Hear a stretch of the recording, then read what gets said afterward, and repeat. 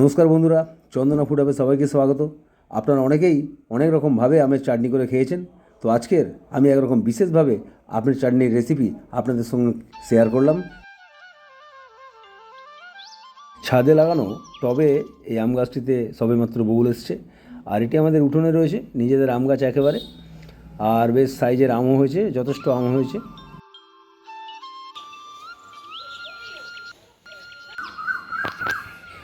আর এটি আমাদের পুকুর পাড়ে আম গাছ, মানে এই আমগুলো একটু বেজায় টক, তো সেই জন্যে এগুলোকে চাটনি বাটনি করে খেয়ে নিলে পারে বেশ ভালোই লাগে।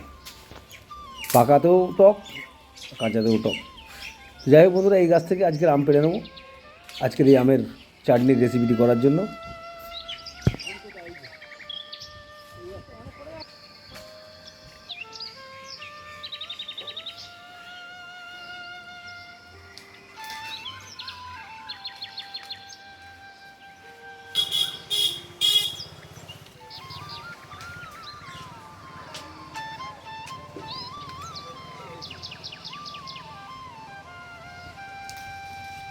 বাস বাবা, এনাফ। সুন্দর দেখতে লাগছে।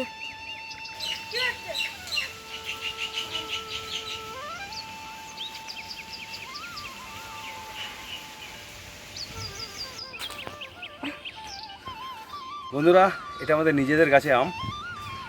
এই আমের বিশেষভাবে চাটনি করে আপনাদের সঙ্গে শেয়ার করব, আসুন। বন্ধুরা, আম পাড়া হয়ে গেছে। এরপর আমের চাটনির এই রেসিপিটির দিকে এগোচ্ছি। তো যাই হোক, আমগুলোকে যতটা ছোটো সম্ভব কেটে চৌকো চৌকো কেটে নেবেন, আর সাইজটা যেমন পছন্দ করবেন তেমনই কাটবেন। তো আমি আমগুলোকে ঠিক এইভাবে কেটে নিয়েছি, আর খোলা সমেত, কারণ এখন তো আমের আঁটি হয়নি, তাই খোলাটা না রাখলে পারে একেবারে আমটি গুলে তছনছ হয়ে যাবে। বন্ধুরা, প্রথমেই বলে রাখি, ভিডিওটি যদি ভালো লাগে তো অবশ্যই ভিডিওটিতে একটি লাইক, শেয়ার, কমেন্ট করে চ্যানেলটিকে এগিয়ে যেতে সাহায্য করবেন। আমগুলি ঠিক সাইজ মতো করে কেটে একেবারে ঠান্ডা জলে দিয়ে দিন। ঠান্ডা জলে অনেকক্ষণ ধরে ডুবিয়ে রাখবেন। রাখলে পারে কী হবে, আমের কষটা একেবারে বেরিয়ে যাবে। বেরিয়ে গেলে পারে এই কালো ভাবটা থাকবে না, চাটনিটা একেবারে ক্রিস্টাল ক্লিয়ার হবে। এবার একটি কড়াইতে জল গরম করে নিন। জল গরম হলে ধুয়ে রাখা আমগুলো একে একে করে দিয়ে দিন, এবং সঙ্গে হাফ চামচ লবণ দিয়ে দিন। বেশি সেদ্ধ করবেন না। দেখুন, ফুটে গেলে পারেই আমের খোলাটা একেবারে হলুদ রঙের হয়ে গেছে, মানে প্রায় আম সেদ্ধ হয়ে গেছে। এই অবস্থায় আমগুলোকে নামিয়ে নিন, মানে জল থেকে ছেঁকে নিন।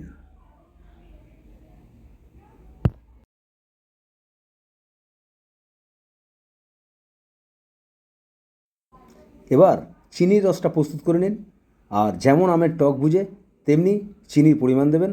আমি এখানে 300 গ্রাম চিনি, মানে 2 কাপ চিনি নিলাম, এবং এর সঙ্গে 1 কাপ পরিমাণ জল, মানে চিনির অর্ধেক পরিমাণ জল দিয়ে আমি এই রসটি তৈরি করব। এরপরে এটিকে ফুটতে দিন।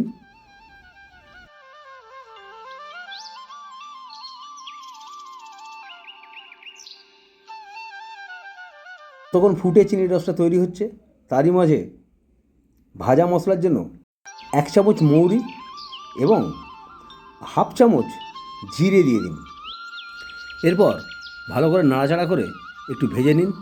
তারপর এই ভাজা হয়ে গেলে পরে এটিকে একেবারে গুঁড়িয়ে নিন। এদিকে চিনির রস ফুটে গেছে, তাতে অল্প একটু লিকুইড দুধ দিয়ে দিন, যাতে চিনির পুরোপুরিভাবে ময়লাটা পরিষ্কার হয়ে একদম ক্রিস্টাল ক্লিয়ার হয়ে যায়। চিনিটা একটু ফুটে উঠলেই দেখবেন এরকম একটা ফেনা তৈরি হচ্ছে। এই ফেনাটাকে চামচের সাহায্যে ফেলে দিন, তাহলে দেখবেন একবারে পরিষ্কার চিনির রসটা তৈরি হবে।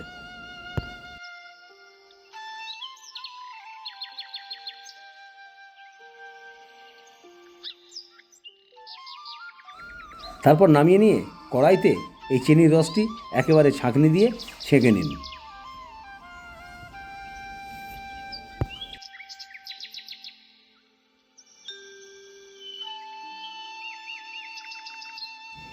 এরপর সেদ্ধ করে রাখা আমগুলো চিনির রসে দিয়ে দিন।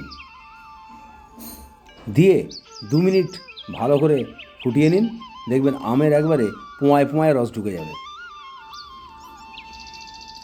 তারপর হালকা ঠান্ডা করে ভাজা মশলাটা দিয়ে দিন ছড়িয়ে।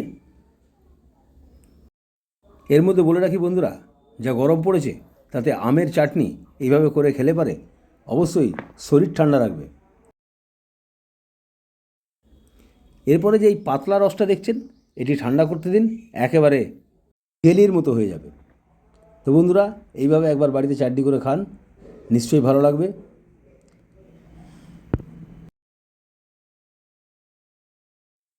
এরপর একটি পাত্রে তুলে তাকে গার্নিশ করার জন্য ওপর থেকে কিছু কাজু আর কয়েকটি কিশমিশ ছড়িয়ে দিন। এরপর পরিবেশন করুন, সবাই সন্তুষ্ট হবে, আপনিও সন্তুষ্ট হবেনই। আবারও বলে রাখি বন্ধুরা, ভিডিওটি যদি ভালো লাগে তো অবশ্যই একটি লাইক, শেয়ার, কমেন্ট করে চ্যানেলটিকে এগিয়ে যেতে সাহায্য করবেন।